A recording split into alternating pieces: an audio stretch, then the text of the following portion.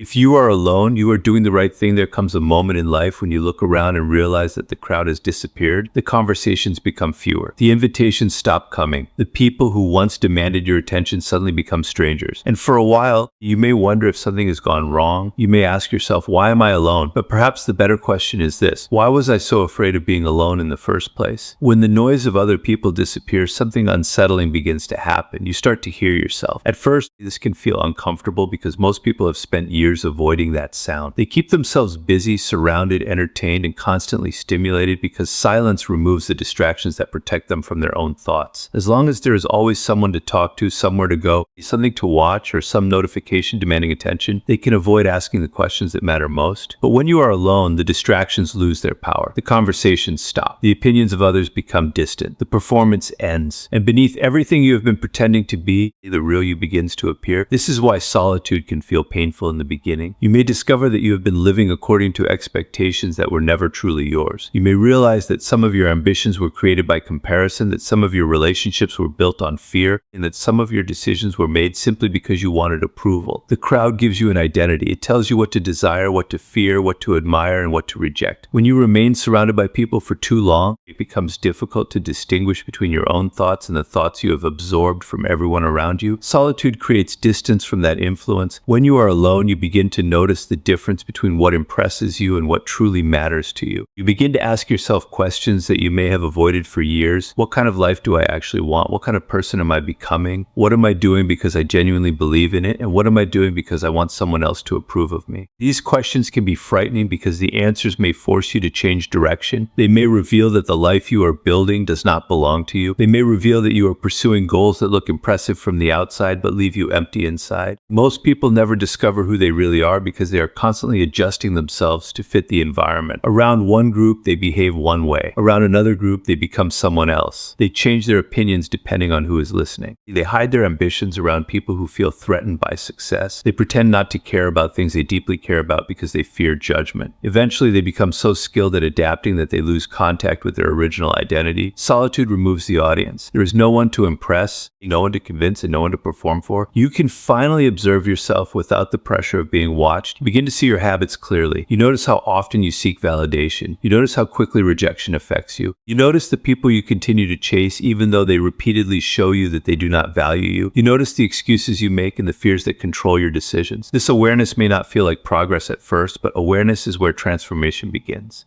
You cannot change what you refuse to see. And most people remain trapped because they are constantly surrounded by distractions that prevent them from seeing themselves clearly. Solitude forces the truth to rise. It reveals your weaknesses, but it also reveals your potential. You begin to understand that you are not defined by the opinions of the people around you. You are not required to remain the person they became comfortable with. You are allowed to question your old identity. You are allowed to change your values, your goals, your habits, and your direction. The person you discover in solitude may be very different from the person you performed as in public, and that difference is often where your real transformation begins. When you spend too much time surrounded by people, you can begin to confuse company with connection. You may believe that having many people around you means you are safe, valued, and accepted. If the presence of people does not automatically mean the presence of loyalty. Some people enter your life because they genuinely care about you. Others enter because they want something from you. Some come because they admire your strength. Others come because they recognize your weakness. And when you are afraid of being alone, you often stop asking why people are present. You become grateful simply because someone is there. This is where loneliness can become dangerous. It can make you accept relationships that you would normally reject. You begin to tolerate disrespect because you fear losing the person. You overlook manipulation because you are afraid of returning to an empty room. You forgive betrayal before the other person has earned forgiveness. You continue conversations that exhaust you because silence feels worse. Slowly, you begin paying for companionship with your peace. The wrong people understand this weakness. They recognize when you are desperate to be accepted. They notice when you are afraid of being abandoned. And once they realize that you need their presence more than you value your own dignity, they gain power over you. They can disappear and return whenever they want. They can insult you and then offer small amounts of affection to keep you attached. They can give you attention when it benefits them and withdraw it when they want to punish you. The more afraid you are of being alone, the more control they have. This is why solitude can protect you. When you become comfortable with your own company, you stop allowing just anyone into your life. You begin to understand that not all attention is valuable. Not every invitation is an opportunity. Not every friendship deserves loyalty. Not every relationship deserves another chance. You begin observing behavior instead of being hypnotized by words. You start asking whether a person brings peace or confusion, strength or weakness, growth or stagnation. The person who cannot tolerate solitude will often choose the familiar over the healthy. They will return to the same toxic relationship because at least the pain is familiar. They will remain in the same destructive friendship because starting over feels frightening. They will continue surrounding themselves with people who constantly diminish them because being mistreated feels better than being alone. This is how people become trapped in environments that slowly destroy their confidence. But when you learn to stand alone, your standards change. You realize that peace is better than forced company. You realize that a quiet evening is better than a conversation that leaves you emotionally drained. You realize that having no one around you is sometimes far better than being surrounded by people who secretly hope you fail. You begin to understand that loneliness is temporary, but the wrong people can damage your life for years. Solitude also gives you the opportunity to see people more clearly.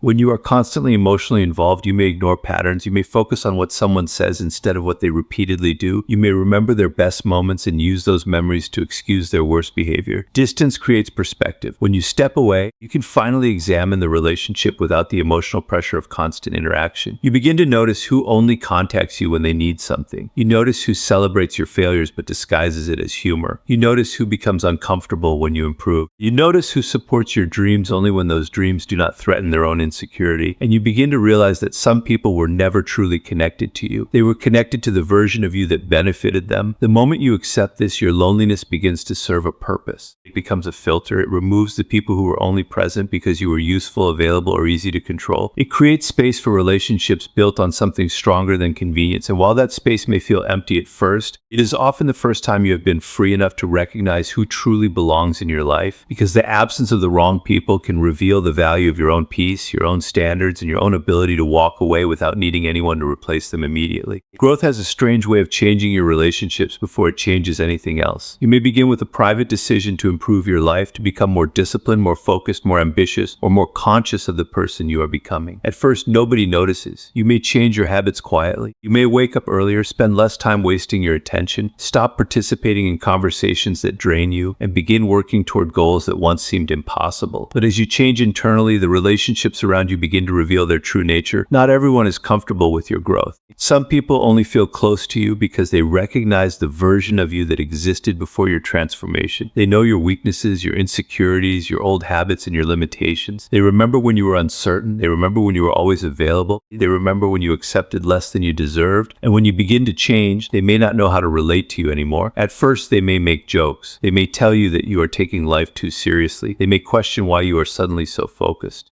They may mock your discipline because your discipline reminds them of what they are not doing. They may call you arrogant because you no longer participate in the same distractions. They may say you have changed as if change itself is a betrayal. But change is not betrayal. You are not obligated to remain weak simply because someone became comfortable with your weakness. You are not required to remain confused because your confusion made another person feel superior. You are not required to remain available to people who only valued you when you had no boundaries. The moment you begin taking your life seriously, some people will interpret your growth as rejection because your transformation removes the access they once had to you. This is why growth often creates distance. Your priorities begin to change. Conversations that once entertained you begin to feel empty. You may no longer want to spend hours discussing other people's lives. You may lose interest in constant gossip, unnecessary drama, and meaningless arguments. You may become more protective of your time because you finally understand that your time is your life. And when you stop giving your attention to everything and everyone, people who benefited from your constant availability may feel abandoned. The truth is that you may not be abandoning them at all. You may simply be returning to yourself. There are relationships that survive only because both people remain the same. When one person begins to grow, the balance changes. The person who is improving becomes uncomfortable with the old environment, while the people who refuse to change become uncomfortable with the new version of that person. The relationship begins to feel different because the foundation that held it together was not genuine connection. It was shared stagnation. You may have been close because you had the same distractions, the same excuses, and the same habits. But when you remove those things, you may discover that there was not much beneath them. This can be painful to realize. You may mourn people who are still alive. You may miss the memories even though you no longer miss the relationship. You may remember the laughter, the conversations and the years you shared, while understanding that the person you are becoming cannot continue walking in the same direction. This is one of the hardest parts of personal growth. You must learn that history does not always create a future. Just because someone has been in your life for years does not mean they are meant to remain there forever.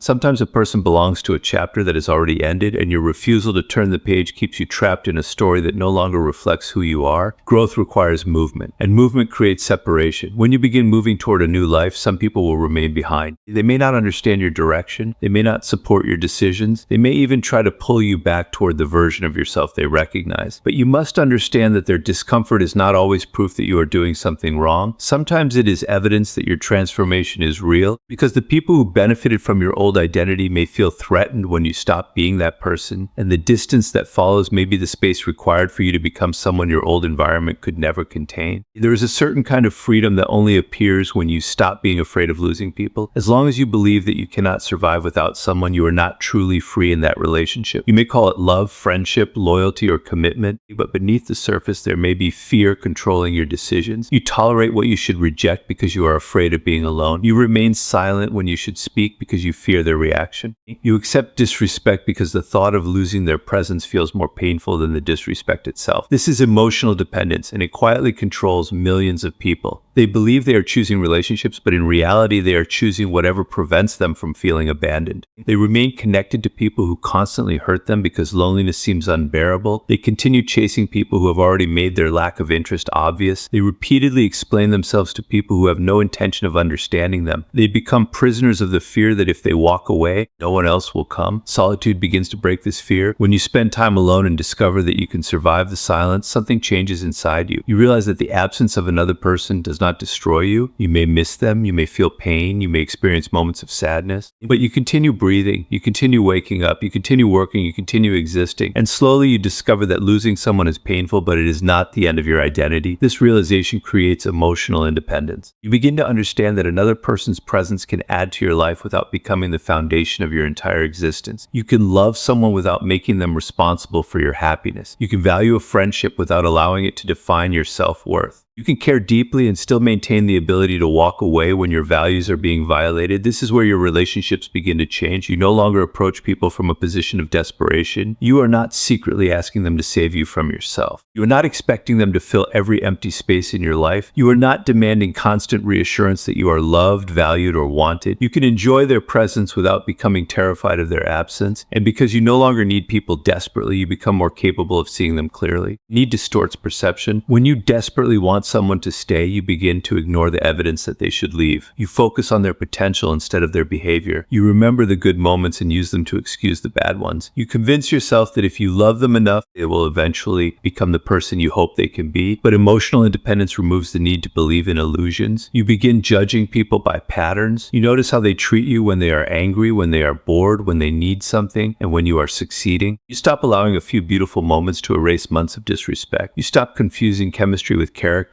You stop believing that your love can transform someone who has no desire to change. This does not make you cold. It makes you clear. The emotionally independent person does not need to punish anyone for leaving. They do not need to beg anyone to stay. They do not need to create dramatic endings just to prove that they were hurt. They understand that sometimes the most powerful response is simply to remove themselves from a situation that no longer deserves their energy. They can walk away without announcing it to the world. They can stop explaining. They can stop chasing. They can stop asking for permission to protect their peace. This kind of independence is not built overnight. It is developed through repeated experiences of surviving what you once believed would destroy you. Each time you endure rejection, disappointment, betrayal, or separation and continue moving forward, you become less afraid of losing people. You begin to understand that your life does not end when someone exits it. And once you understand that, your standards become stronger, your choices become clearer, and your presence in any relationship becomes a decision rather than a desperate attempt to avoid being alone. Because the person who can stand alone is no longer forced to remain where they are disrespected, manipulated, ignored, or made to feel small just to keep someone else close. There is a kind of power that can only be discovered when you step away from the noise. As long as you are constantly surrounded by people, opinions, notifications, conversations, and distractions, your attention is divided. You may believe you are moving forward, but much of your energy is being consumed by things that have nothing to do with your future. You are reacting to messages, responding to opinions, watching what others are doing, comparing your progress, and allowing the outside world to constantly interrupt your thoughts. Solitude creates something rare in modern life. Uninterrupted space. When you are alone, you begin to reclaim your attention. You no longer have to constantly explain your decisions or defend your ambitions. You can think without immediately asking whether someone else agrees with you. You can plan without announcing your plans. You can work without needing recognition. In this quiet space, your mind begins to recover from the constant pressure of other people's expectations.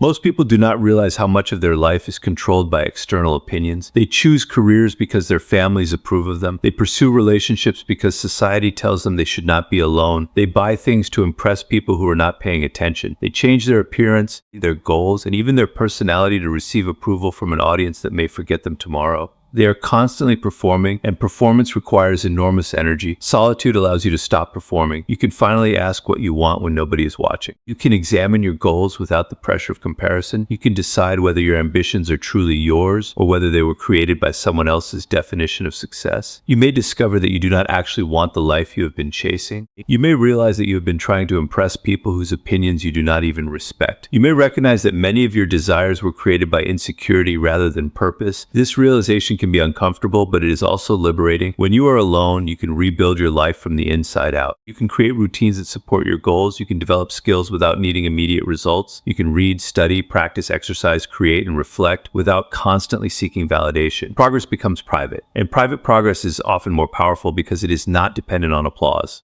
When you need everyone to know what you are doing, you can become addicted to announcing your intentions. You tell people your plans because their excitement gives you a temporary feeling of achievement, but sometimes talking about the future creates the illusion that you have already built it. You receive attention before you have produced results. Solitude removes that temptation, encourages you to work quietly and let the outcome speak for you. There is also a deeper form of rebuilding that takes place in solitude. You begin rebuilding your relationship with yourself. Many people are constantly searching for external validation because they do not trust their own judgment. They need someone else to tell them that their decision is correct. They need approval before taking action. They need reassurance before moving forward. But when you spend enough time alone, you are forced to make decisions without an audience. At first, this can create uncertainty. You may question yourself. You may fear making the wrong choice. But with time, you develop self-trust. You learn that you can make a decision, experience the consequences, and adapt. You no longer need someone else to hold your hand through every uncertainty. This is how solitude becomes a workshop for the future. Quiet hours become opportunities to sharpen your mind. The empty days become opportunities to develop discipline. The absence of distractions becomes an opportunity to focus on what truly matters. You begin to understand that being alone is not necessarily a period of emptiness. It can be a period of construction, where the visible world sees nothing happening while internally you are developing the strength, clarity, and discipline required for the life you want to create. And the more seriously you use that silence, the more powerful the person emerging from it becomes without needing to announce what has been built in the dark. There are moments in life when you realize that the path ahead will not be crowded. The people you expected to walk beside you may disappear. The friends you thought would understand your vision may lose interest. The people who once encouraged you may become silent when your goals become difficult to understand. And in that moment, you are faced with a choice. You can turn back toward the crowd, or you can continue forward alone. Most people turn back. They abandon their goals because nobody is cheering for them. They return to familiar environments because the unknown feels too lonely. They choose comfort over growth because the path of transformation often begins with separation. They would rather remain surrounded by people who do not understand them than walk alone towards something they deeply believe in. But the strongest transformations often begin in isolation. When you are alone, you are forced to take complete responsibility for your life. You can no longer blame your lack of progress on your friends, your environment, or the people who failed to support you. You must confront the uncomfortable truth that nobody is coming to save you. Your future depends on the decisions you make when no one is watching. This realization can be painful, but it is also empowering, because the moment you stop waiting for someone else to rescue you, you begin to develop the ability to rescue yourself. You stop waiting for permission. You stop waiting for perfect circumstances. You stop waiting for someone to believe in you before you begin believing in yourself. You begin moving. At first, your progress may be invisible. You may work for months without recognition. You may improve while nobody notices. You may sacrifice things that others continue to enjoy. You may be called strange, distant, obsessed, or unrealistic.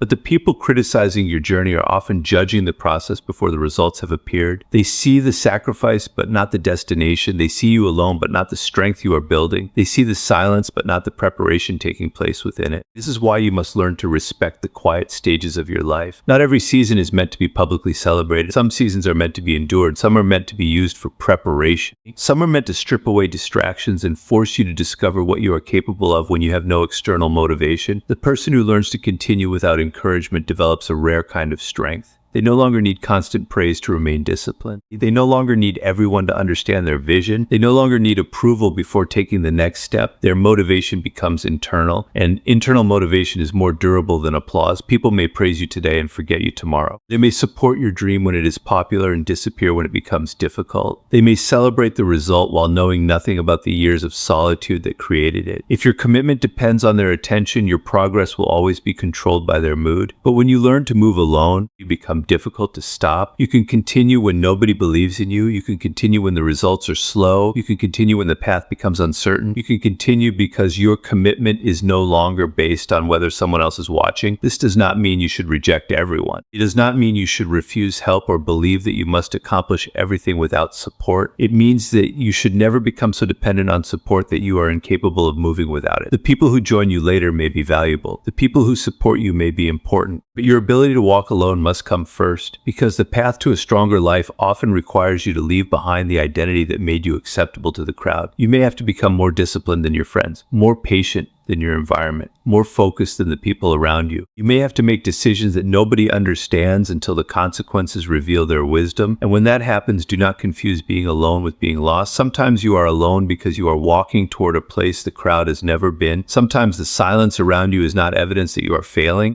but evidence that you are no longer moving in the same direction as everyone else. So if you find yourself walking alone, do not rush to return to the crowd simply because the journey feels difficult. Use the solitude, let it sharpen you, let it teach you discipline, patience, self-trust, and courage. Let it show you that you are capable of continuing even when nobody is watching, nobody is clapping, and nobody is promising you that everything will work out. Because one day, the path that once felt empty may lead you to a life that would have been impossible if you had remained surrounded by the wrong people. And when you look back, you may finally understand that the loneliness you feared was not the end of your story. It was the beginning of your transformation. You were not abandoned. You were being separated from what could no longer accompany you. You were not forgotten. You were being given the silence required to hear your own direction. You were not walking alone because you had failed. You were walking alone because, for the first time, you had decided to stop following everyone else. And sometimes the loneliest path is the one that leads you to the strongest version of yourself.